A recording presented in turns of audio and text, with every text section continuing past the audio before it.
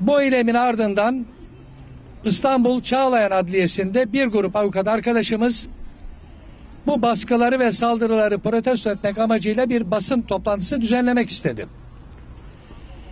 Ve İstanbul Cumhuriyet Başsavcısının talimatıyla adliyeye giren polis meslektaşlarımızı cübbelerinden sürükleyerek derdest edip şiddet uygulayarak adliyenin dışına attılar. Aynı gün adliye içinde saldırıya uğrayan meslektaşlarımızı savunmak ve yaşanan olayları protesto etmek amacıyla 100'e yakın meslektaşımızla adliye içinde bir kınama ve bir protesto eylemi düzenledik.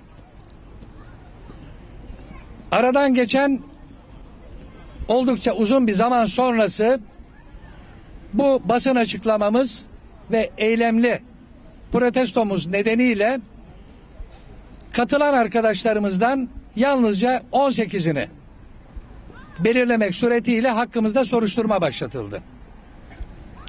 Ve biz bu soruşturmaya karşılık bugün aynı saatte yine hakkımızda suç duyurusuna konu olan yerde eylemli protestoya hazırlanıyorduk.